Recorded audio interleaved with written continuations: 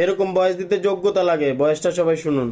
একজন বিবাহিত নারী যতই জায়নামাজে কান্নাকাটি করুক এবং প্রতিদিন কোরআন পাঠ করুক, ততক্ষণ পর্যন্ত সে তার ঈমানের মাধুর্য খুঁজে পাবে না যতক্ষণ পর্যন্ত সে তার স্বামীর হক আদায় করবে না। স্বামীর হক আদায়ের মৌলিক বিষয়গুলো।